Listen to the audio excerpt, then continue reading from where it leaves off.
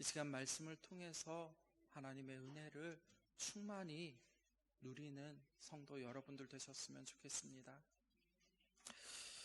우리가 하나님의 자녀로서 그리고 하나님의 백성으로서 이 세상을 살아갈 때 우리는 많은 갈등 속에서 또는 불안 속에서 고난과 염려 그리고 걱정을 하며 방황하며 살아갈 수밖에 없음을 우리는 고백할 수밖에 없습니다. 직장인들은 상사와 동료와의 관계 속에서 많은 갈등을 경험할 수 있습니다. 특별히 많은 회식 가운데 속에서 회식은 술과 연결되어지기 때문에 술을 거부하며 살아가기란 매우 쉽지 않습니다. 특별히 유교적인 전통 속에서 제사 문화도 그러합니다. 우리가 그리스도인으로 살아가는 데 있어서 큰 걸림돌이 때론 되어지곤 합니다. 오늘 우리가 살펴보려고 하는 베드로 전서는 이런 세상 속에서 살아가는 그리스도인들에게 주는 하나님의 위로와 그리고 격려의 메시지가 담겨져 있다라는 사실입니다. 함께 1절 말씀 같이 한번 읽어보겠습니다. 베드로전서 1장 1절 말씀 함께 읽겠습니다.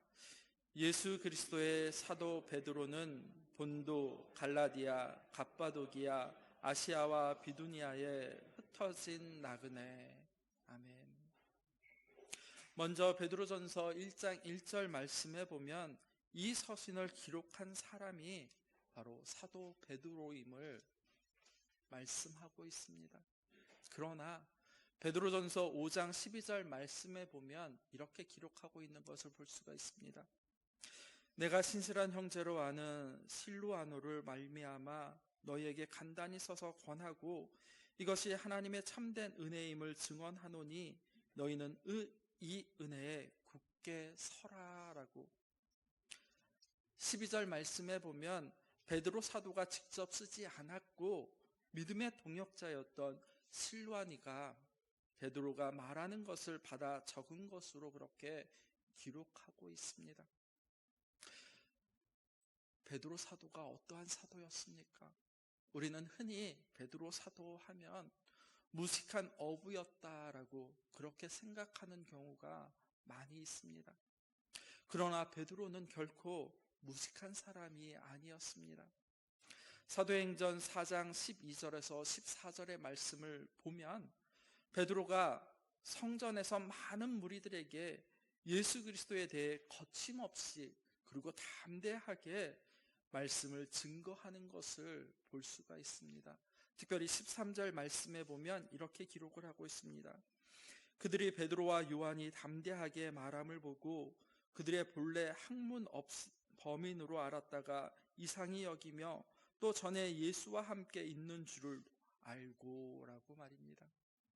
13절 상반절 말씀에 보면 베드로의 설교를 들은 무리들이 어떻게 반응하였습니까? 그들이 베드로와 요한이 담대하게 말함을 보고 그들이 본래 학문 없는 범인으로 알았다가 이상히 여겼다라고 말하고 있는 것을 볼 수가 있습니다.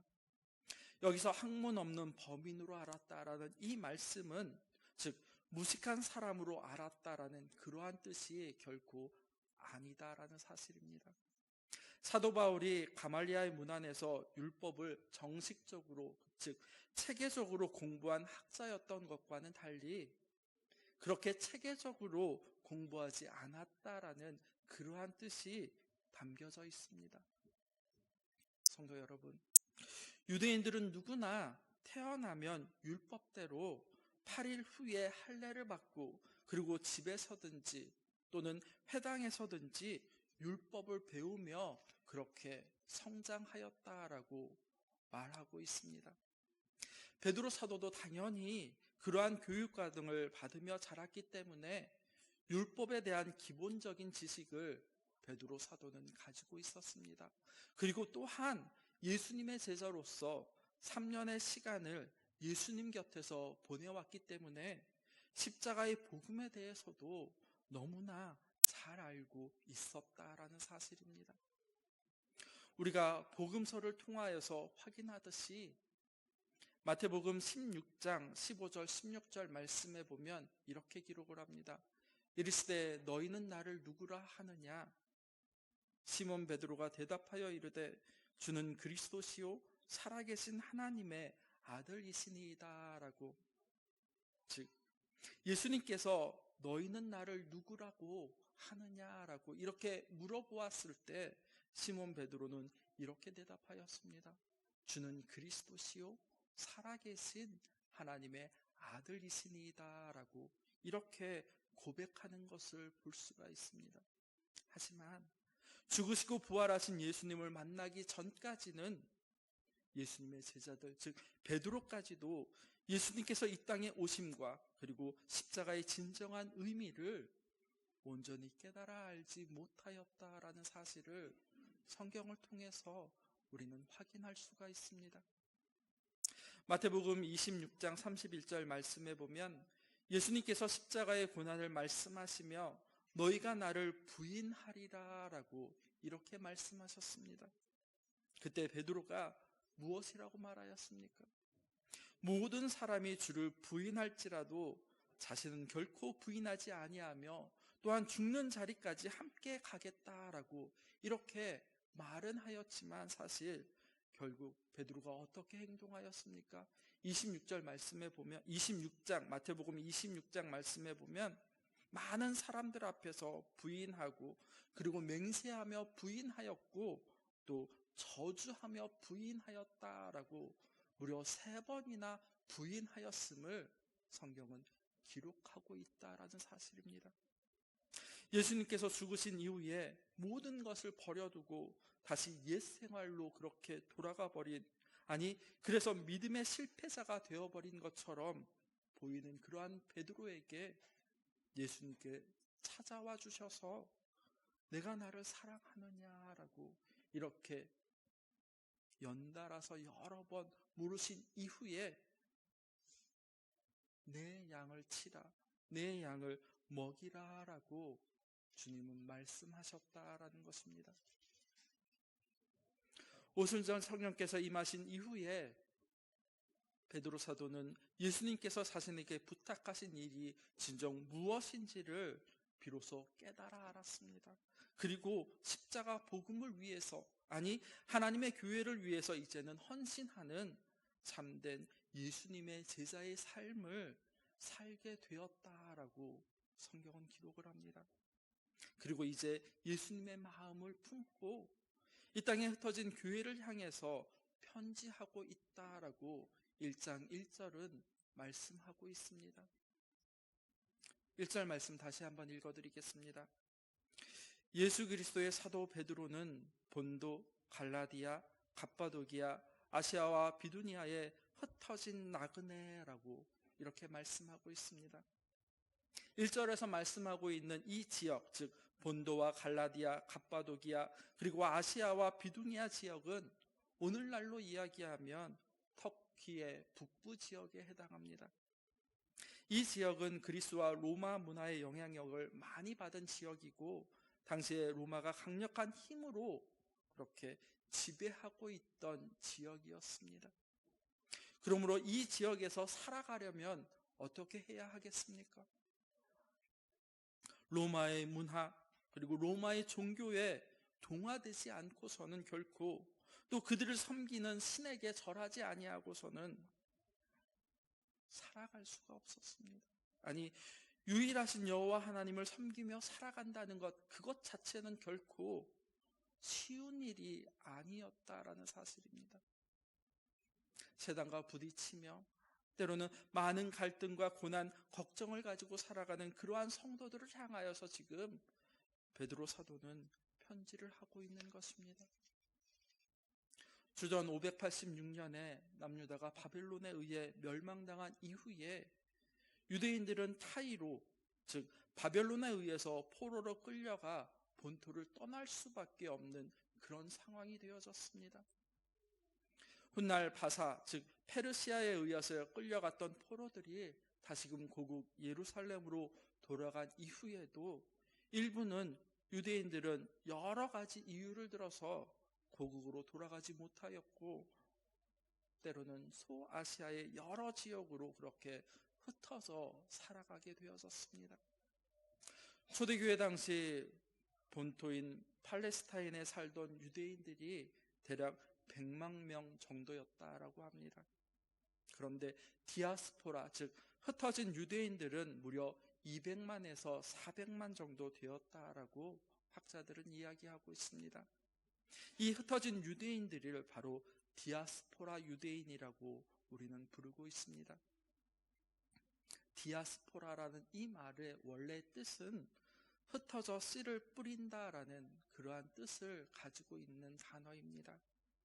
이들이 고국을 떠나서 흩어지게 된 것은 바로 이스라엘이 하나님 앞에서 범죄한 그러한 결과였지만, 하나님께서는 그들을 통해서 바로 생명의 씨, 즉 복음의 씨를 세상 가운데 뿌리는 도구로서 복음의 통로로 그들을 사용하셨다라는 것입니다. 그 결과 이 지역에는 이방인이지만 하나님을 경외하는 사람들이 많이 있었다라고 합니다. 그리고 이들은 후에 사도 바울을 비롯한 사도들의 복음 사역을 통하여서 예수 그리스도를 구주로 믿는, 아니 믿음으로 고백하고 그리스도인으로서 일상의 삶을 통해서 하나님께 영광을 돌리며 그러한 삶을 살아가게 되어졌다라고 문헌은 기록을 하고 있습니다. 이스라엘 백성이 흩어진 것은 그들의 범죄로 인해서 나라가 멸망하였기 때문입니다. 나라가 멸망하였기 때문에 세상의 관점, 아니 세상의 가치관으로 바라볼 때에는 이스라엘은 실패한 나라였습니다. 아니 이스라엘 민족은 실패한 민족이었습니다. 하지만 하나님께서 그 실패한 이스라엘을 복음 진리의 말씀으로 땅 끝까지 증거하는 통로로 그렇게, 즉 하나님의 은혜의 일하심을 통하여서 그들을 사용하셨다라고 성경은 말씀을 하고 있습니다. 성도 여러분, 이스라엘의 실패가 하나님의 실패는 아님을 우리는 기억해야 할 것입니다. 우리는 실패한 이스라엘을 복음의 통로로 하나님께서 사용하시는 것을 보면서 우리의 실패가 곧 하나님의 실패가 아님을 깨달아 알아야 하고, 또 반대로 우리의 성공이 하나님의 성공이 아님을 또한 바르게 깨달아 알아야 한다라는 사실입니다. 이 사실을 분명히 깨달아 알고, 그리고 눈앞의 현실, 즉 성공, 때로는 실패 웃고 울지 아니하며 하나님 한 분만을 바라보며 그분을 전적으로 신뢰하면서 모든 상황을 이겨낼 수 있어야 한다라는 사실입니다. 베드로전서의 수신자는 이렇게 이방 땅에 흩어져 사는 유대인들이었습니다. 그리고 또한 이들을 통해서 하나님의 자녀가 된 이방인 성도들을 대상으로 하고 있다라는 사실입니다. 그런데 베드로 사도는 이 편지를 받는 교회와 성도들을 향하여서 1절 하반절 말씀에 무엇이라고 부르고 있습니까? 나그네다라고 그렇게 부르고 있다라는 것입니다. 1절 하반절에 나그네다라고, 그리고 2장 11절 말씀에 보면 사랑하는 자들아 거류민과 나그네 같은 너희를 권하노니라고 또 이렇게 말씀하고 있습니다. 거류민은 잠시 머물다가 떠나갈 외국인을 의미하는 것입니다. 베드로 사도가 성도를 향하여서 거류민, 그리고 나그네라고 이렇게 표현하는 것은 바로 성도는 이 세상에서 비록 살아가고 있기는 하지만 세상 속에 속한 사람이 아님을, 그리고 이 세상에 잠시 머물다가 본향인 하나님의 나라로 돌아갈 순례자임을 말하고 있기 때문입니다. 뿐만이 아니라 이들은 세상의 고난, 시련, 역경 가운데 지금 있었습니다. 그래서 베드로전서 전체에서 이 고난이라는 단어가 무려 15번이나 등장을 하게 되어집니다. 이들은 지금 로마라고 하는 강력한 나라의 지배 아래에 살아가고 있습니다. 그들의 문화 또는 그들의 종교에 동화되지 않음으로 말미암아서 고난을 당하고 있고, 아니 앞으로도 계속해서 많은 고난을 당할 것이다 라고 말하고 있습니다. 지금 베드로 사도는 고난과 시련 속에 나그네로서 이 세상을 살아가는 성도들이 이제 어떻게 이 순례를 무사히 마치고 우리의 목적지, 즉 천성인 하나님의 나라를 안전하게 도달할 수 있는지 그 비결을 오늘 우리에게 말하여 주고 있습니다. 우리가 잘못된 길로 빠지지 아니하고 목적지까지 어떻게 안전하게 그렇게 이 땅에서 순례를 계속할 수 있겠습니까? 그것은 바로 예수 그리스도의 십자가를 따라가는 것이다 라고 지금 베드로 사도는 이야기하고 있습니다. 나그네와 십자가, 베드로 사도가 이 땅에서 하나님의 교회에게 전해주기 위한 핵심 메시지임을 우리는 기억해야 할 것입니다. 2절 말씀 같이 한번 읽어보겠습니다. 베드로전서 1장 2절 말씀 함께 읽겠습니다. 곧 하나님 아버지의 미리 아심을 따라 성령이 거룩하게 하심으로 순종함과 예수 그리스도의 피 뿌림을 얻기 위하여 택하심을 받은 자들에게 편지하노니 은혜와 평강이 너희에게 더욱 많을지어다. 아멘. 성도를 향하여서 나그네다라고 말한 베드로 사도는 2절 말씀에서 이들을 나그네로 부르신 이가 바로 삼위일체 하나님임을 지금 말씀하여 주고 있습니다. 1절 말씀에서 성도의 신분이 초라한 나그네다라고 말했던 베드로 사도는 이제 2절 말씀에서 그 나그네가 사실은 온 우주의 주인이신 하나님의 백성, 즉 하나님의 자녀라는 놀라운 사실을 말씀하여 주고 있습니다. 지금 이들은 고향을 떠나서 고난 가운데, 때로는 역경 가운데 거류민으로서, 아니 나그네로 불안하고 그리고 두려운 하루하루를 살아가고 있었습니다. 그런데 베드로 사도는 이들이 나그네가 되고 그리고 고난 가운데 신음하며 살아가는 것이 우연의 결과가 아니고 단순히 이들이 무능력해서가 아니다라고 그렇게 말씀하고 있는 것입니다. 그리고 2절 말씀에 보면 성부 하나님의 미리 아심을 따라서 성령의 거룩하심으로 순종함과 성자 예수 그리스도의 피 뿌림을 얻기 위하여 택함받은 결과다라고 이렇게 단언하여서 말하고 있다라는 사실입니다. 세상의 관점에서 볼 때 분명 실패자입니다. 하지만 실패자임에도 불구하고 베드로 사도는 그렇지 아니하다라고 2절에서 말씀하여 주고 있습니다.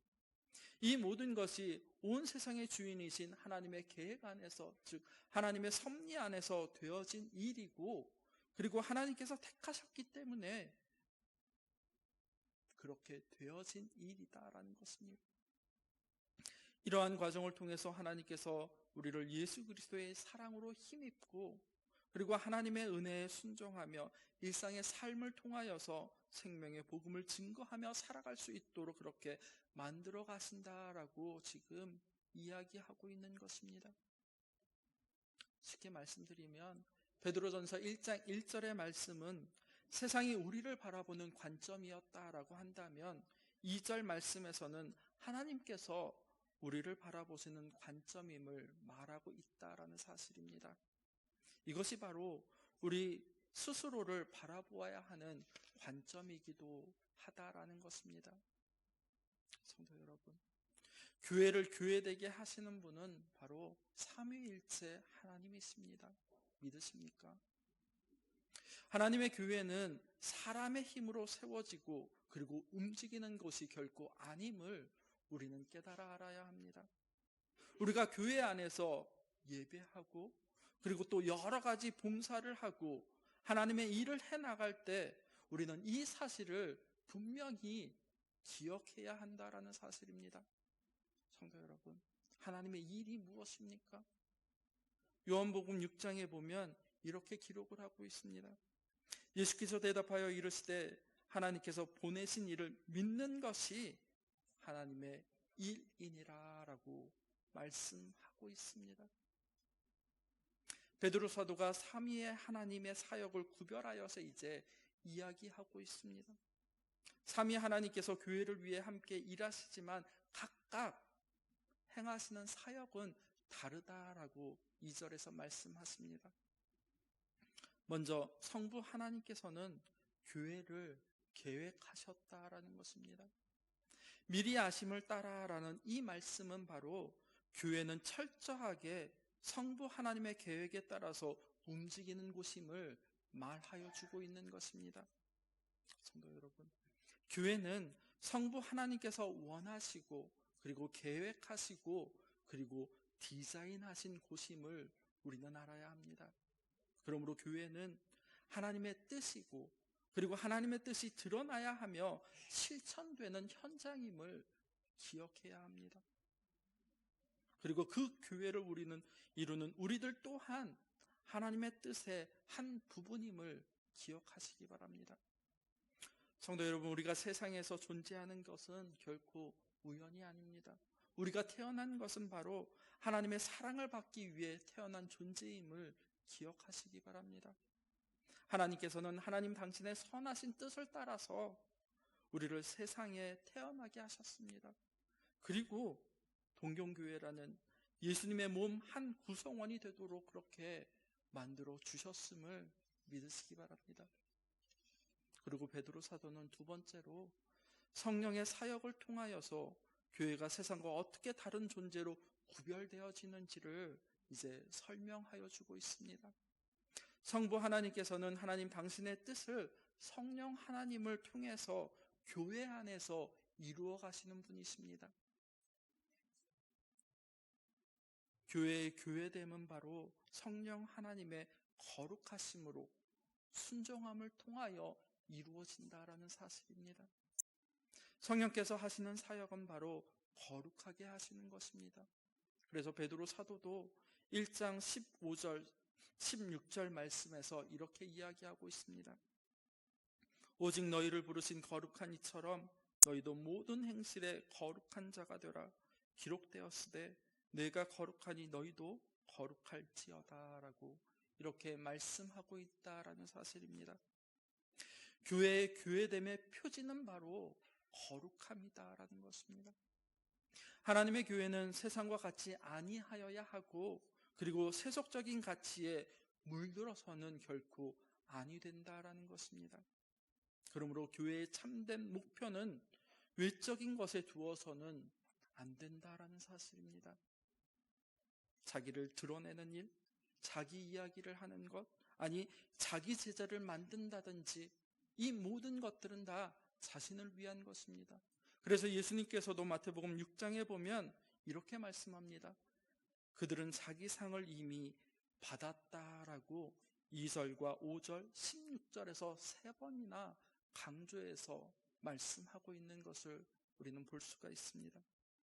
성도 여러분, 부흥은 단순히 숫자가 늘어나는 것이 아님을 우리는 기억해야 할 것입니다.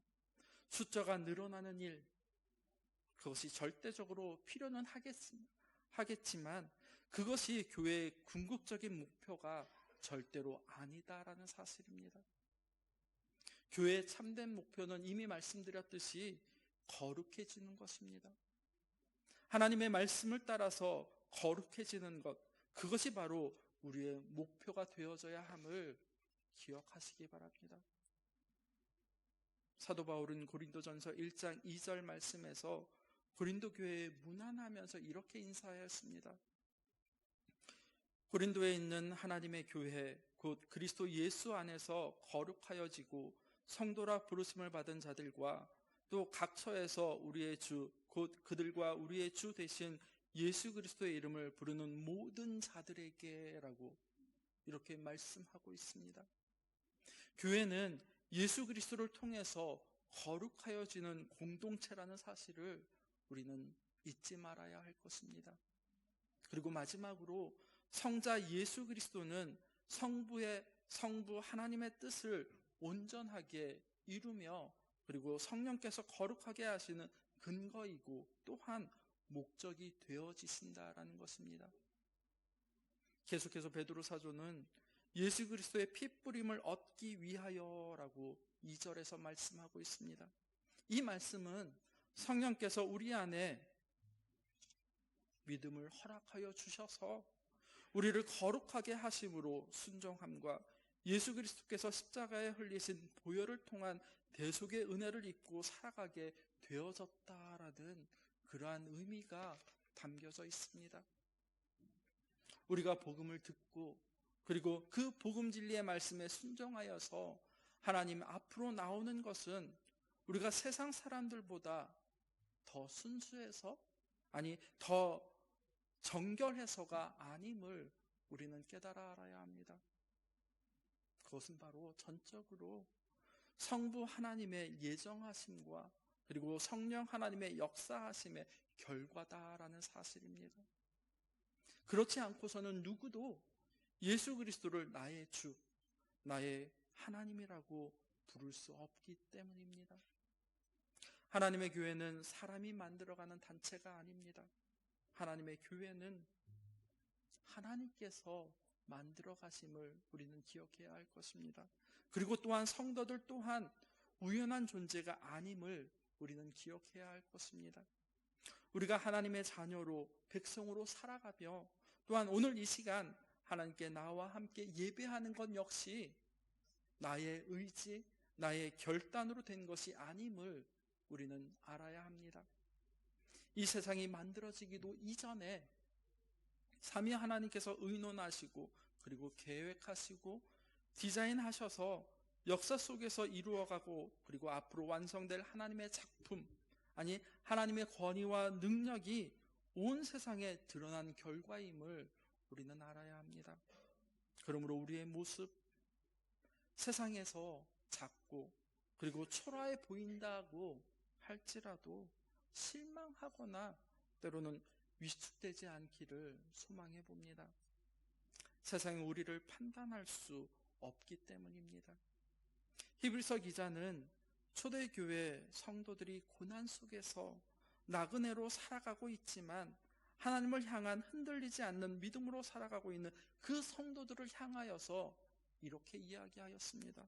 히브리서 11장 38절 상반절 말씀에 보면 이런 사람은 세상이 감당하지 못하리라 라고 말입니다. 세상의 기준, 때로는 세상의 시각이 우리를 판단하도록 자신을 방치하지 말고 사람의 기준이 아닌 하나님의 계획 안에서 우리 자신을 바라볼 수 있기를 소망해 봅니다. 성도 여러분, 하나님께서 우리와 함께 하심을 믿으시기 바랍니다. 임마누엘의 하나님께서 오늘도 여전히 우리 가운데 계셔서 우리와 함께 동행하여 주시고 일상의 삶을 통해서 하나님의 나라를 이루어가기를 간절히 소망하고 있음을 삼위 하나님 즉 성부와 성자 성령 하나님께서 우리를 강하게 붙들고 계시고 우리를 그분의 완전하시고 거룩하신 뜻대로 이제 이끌어 가실 것임을 믿으시기 바랍니다. 성도 여러분, 하나님의 백성은 이 땅 가운데 살아가는 나그네임을 기억하십시오. 나그네이지만 불쌍한 나그네가 아니라 바로 하나님께서 복음의 씨를 뿌리기 위해 세상 가운데 흩어보내신 영광스러운 나그네임을 말입니다. 성도는 어느 유행가사처럼 어디서 왔다가 어디로 가는지 모르는 그런 나그네가 아니라 바로 어디서 왔으며 어디로 가는지를 분명히 아는 아주 특별한 거룩한 나그네임을 말입니다. 잠시 거류민으로 순례자로 이 땅에 살아가고 있지만 성령의 거룩하심을 따라 순종함으로 그리고 하늘의 시민권을 가지고 이 세상과 구별되게 살아가도록 하나님의 부름받은 거룩한 나그네임을 기억하시기 바랍니다. 그러므로 우리는 나그네라는 생각을 분명히 갖고 이 세상 가운데 살아가야 할 것입니다. 이 땅에서 영원히 살 것처럼, 아니 내 인생을 계획하고 디자인하고 그 계획에 의해서 살다가 이 영광스러운 순례자의 삶을 외면하는 그런 어리석음을 범하지 않으셨으면 좋겠습니다. 성도 여러분, 오늘 우리의 걸음이 과연 어디를 향하고 있습니까? 우리가 가는 길은 남들보다 잘 먹고 때로는 잘 살기 위한 길이 아님을 우리는 기억해야 할 것입니다. 하나님께서 우리를 창조하실 때 그런 목적으로 우리를 부르시지 않았음을 말입니다. 성도는, 아니 우리는 성부 하나님의 예정 속에서 예수 그리스도의 피로 구속함을 받았고, 그리고 성령의 거룩하심으로 순종함으로 그 거룩한 길을 걸어가는 나그네가 되어졌습니다. 그러므로 이 영광스러운 순례의 길을 기쁨으로 그리고 감사함으로 잘 달려갈 수 있도록 목표를 삼고 그렇게 살아가야 한다라는 것입니다. 세상과 같지 아니하는 나라, 썩지 않고 그리고 더럽히지 아니하며 허무하지 않는 영원한 생명의 길로 우리는 달려가야 할 것입니다. 이것이 바로 우리를 향하신 하나님의 뜻이다라는 것입니다. 그 길을 갈 수 있도록 하기 위해서 지금 성부 하나님께서는 아들 예수 그리스도를 십자가에 죽여 피 흘리게 하시고, 그리고 성령께서는 그 피로 우리에게 뿌려서 믿도록 하셨다라는 것입니다. 모든 죄를 용서하여 주셨고, 그리고 이 길에 흔들리지 않는 믿음으로 갈 수 있도록 거룩하게 우리를 구별하여 주셨습니다. 그러므로 이제는 그 길을 감사함으로 그리고 순종함으로 걸어가시는 성도 여러분들 되셨으면 좋겠습니다. 성도 여러분, 예수님을 믿는다는 것, 즉 하늘에 속한 모든 신령한 복인 예수 그리스도를 생명으로 받는 것임을 기억하시기 바랍니다. 그러므로 이제 세상에 썩어질 것들의 종노릇하는 그런 삶을 과감하게 내려놓으시기 바랍니다.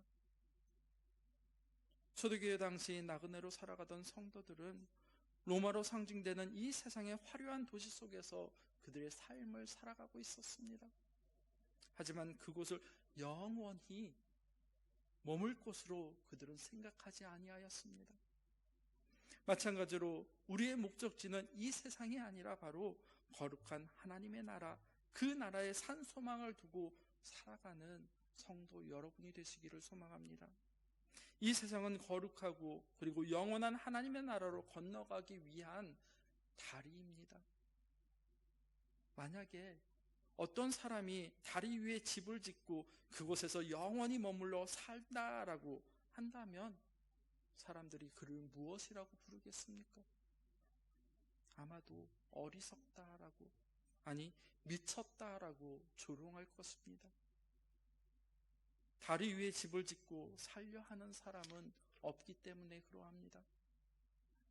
그런데 오늘날 많은 그리스도인들이 이처럼 이 세상을 마치 영원히 머물 것처럼 그렇게 생각하며 일상의 삶을 살아가고 있습니다. 그러나 이 세상은 하나님의 나라를 향해 가는 여정에 건너야 할 그런 다리라는 것을 우리는 잊지 말아야 합니다. 성도 여러분, 영원한 하나님의 나라를 바라보며 이제는 기쁨으로 감사함으로 순례의 길, 거룩한 길을 걸어가시기를 소망합니다. 물론 때로는 이 여행의 여정이 고달프고 고통스러울 수 있습니다. 그래서 원망할 수도 있고 불평할 수도 있습니다. 세상 사람들과 동일하게. 하지만 성도는 그 끝은 달라야 한다라는 것입니다. 삼위 하나님께서 소망으로 우리와 함께 동행하여 주시고 위로해 주신다라고 오늘 약속하여 주셨습니다. 걸음걸음마다 바라기는 하나님께서 준비해 놓으신 그 은혜와 감사, 기쁨이 있을 것이며, 오늘 베드로 사도가 기도하는 것처럼 성도 여러분 모두에게 이 은혜와 평강이 더욱 넘치기를 간절히 축복해 봅니다. 기도하겠습니다. 우리를 자녀로 부르시는 하나님 아버지, 크신 은혜와 사랑에 감사를 드립니다.